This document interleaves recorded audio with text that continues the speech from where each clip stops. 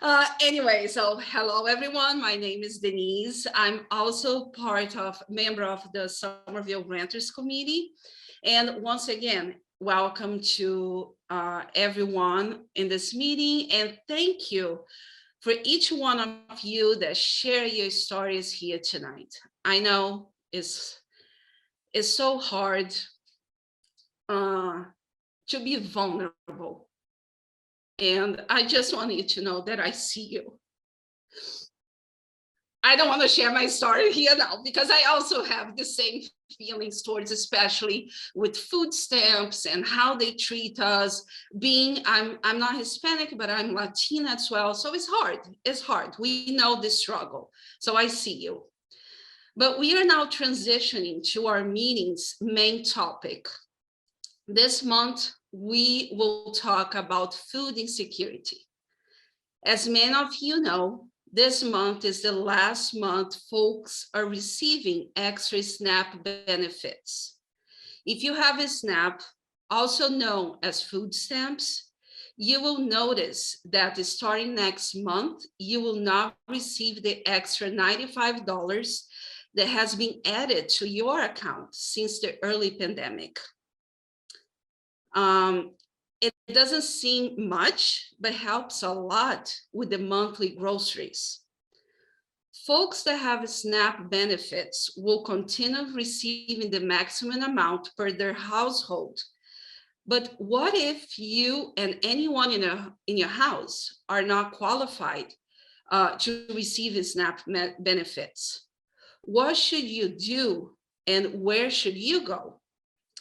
Tonight, we have two special guests with us, Chris Ritter and Sean O'Brien. Chris is the manager at Project Soup with the Somerville Homeless Coalition, and Sean is a food access coordinator at the Office of the Food Access and Healthy Communities with the City of Somerville. Thank you, Chris and Sean, for being here with us tonight. So, gentlemen, could you share with us what should we do if we or our neighbors are facing food insecurity? Where should we go and what would be the first steps?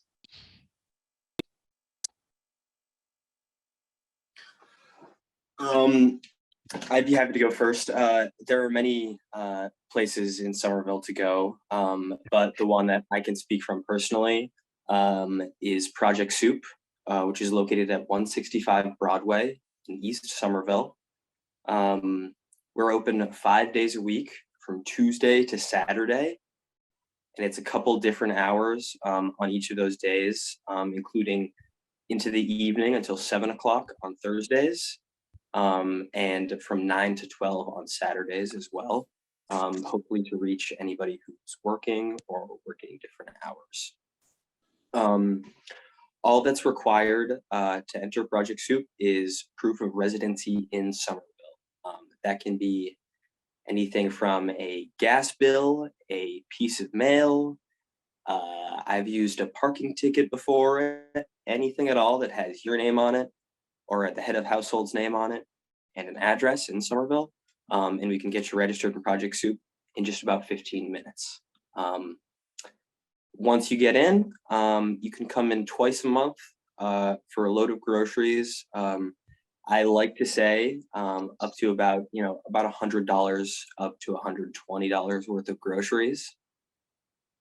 And you can come in twice a month. And the difference between our pantry and a lot of others is that you can walk through, you can choose which vegetables you might want specifically. If you're a vegetarian and you don't want any meat and you'd like some extra of something else, we're always willing to sort of, go the extra mile for our clients and have you make the culturally relevant choice that you'd like to.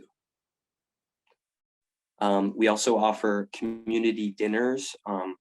One is every Monday night out of the First Church of Somerville at 89 College Ave. And that is, we just moved back inside after the pandemic, which is very exciting. And so you can sit down, have a meal with some other community members. or take it to go if you'd like. The other one is called Come to the Table, and that's every other Wednesday, specifically every second and fourth Wednesday of the month. And that is intending to go inside soon, I'll say. But again, you can come in for a hot dinner and some extra groceries that we hand out as well, usually at those meals. And with that, I'll pass it to Sean. Hello and welcome, everyone. Nice to be here with you all. I'll just answer this question that popped up here. We do make a point of offering as many specific dietary choices that we can. We have a specific shelf in the back that any donations or anything that we get that's specifically gluten-free, specifically dairy-free on a special shelf, you can always request anything related to that, and we can do our best to prevent it. Sorry, go ahead, Sean. As I said before, I'm the food access coordinator for the city of Somerville, which means a number of things, and it really means that one of the things that I do is I'm the manager of the summer mobile farmers market that goes to several locations throughout the summer and fall, different neighborhoods, particularly neighborhoods that don't have great access to low cost food. So that's information that we can get you as well. The other thing that we do is we maintain a few lists of resources and referrals to free food and very low cost food that's throughout the area. I don't know if they're going to get put up in the chat, but I have, let me just put this. There's a number of phone numbers here that I put up that are going to address a few of the different questions that are going to be asked throughout this presentation. But the ones that are specifically relating to food access, at the very bottom, you see there's the Somerville Food Security Coalition, which is an organization of stakeholders in food resource and hunger abatement in the area. And on that website, see it's all the way at the bottom, it's somervillefoodsecurity.org. We maintain a list of free food resources, including any and every free hot meal that we know about in the area, community fridges, all of the relevant food pantries that we're aware of. We try to keep in contact with everyone and be as up to date as we possibly can on changes in hours and all of that information. And that's a good place to go to be as up to date as you can be on all of those resources. We also have a flyer that we put out that has all of this information on it as well, and as well as some low cost food options in the area as well. So those are the main resources that we try to have available whenever possible. And some of the other numbers there are with the city of Somerville, there are social workers that can help put you in touch with resources, as well as some emergency food. For people that are experiencing a crisis, we do have the availability of some frozen prepared meals that can be picked up here and at the City Hall Annex, and at the community fridges throughout the area. Food for Free does deliveries of prepared meals to all of the community fridges as well. So in terms of like immediate food insecurity, those are some resources that we can point you to, and my contact information is on there as well. And anybody can feel free to contact me if you have any further questions about that, or any of the other people on there that whose numbers are listed there as well. Yeah, no, and thank you. And just to let everyone know, I know Catherine already wrote on the chat, but we are going to send all this information through email to everyone, and plus other resources. Okay.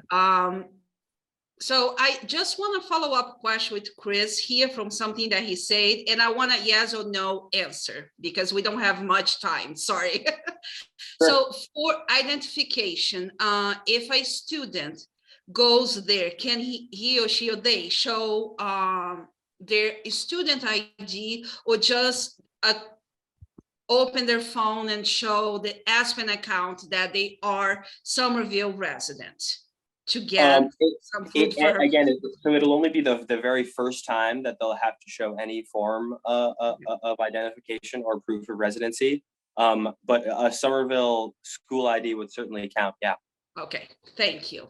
So moving to the next question, perhaps Sean will be the one to answer that, since is, I don't know, might be a city, the city of Somerville officer will have to help with that. So is there anyone who can help us with SNAP in Somerville with the food stamps application? Yes, there are a number of people that can help in a number of different areas throughout the city. And given your specific situation, people may feel more comfortable with one place than another. I've listed some contact numbers in the chat, and those are particularly Manny, who's a City of Somerville social worker. He can be contacted. His phone number through the city, and also his personal cell number is there as well. He can be contacted to help you access SNAP. Lara, who works with Summer Promise through the city of Somerville, is a family services coordinator who works with children and families.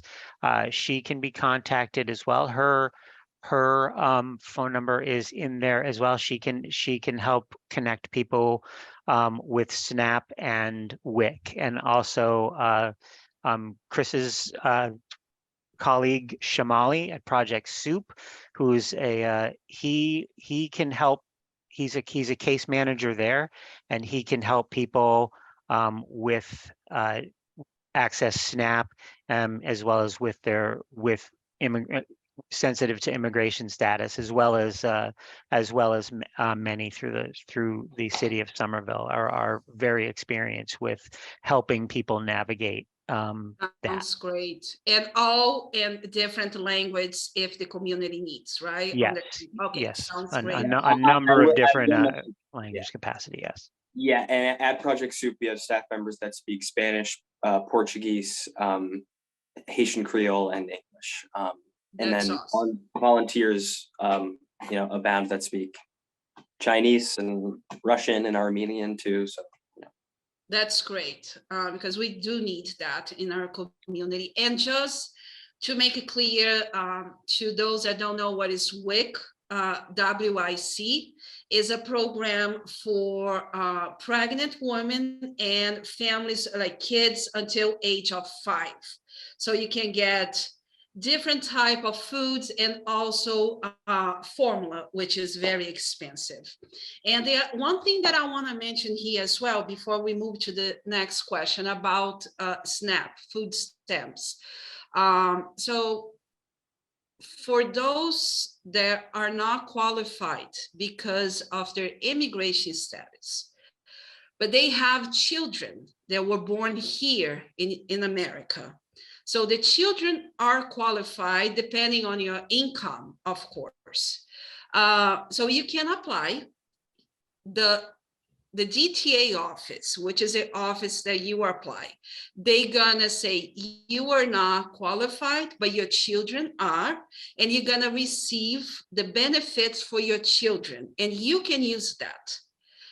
So it's something for you to know. It's good to know, because sometimes the person thinks, oh, I don't have my documents here, so I'm not qualified. But if you have children that were born here, they are qualified. You can apply and get those benefits.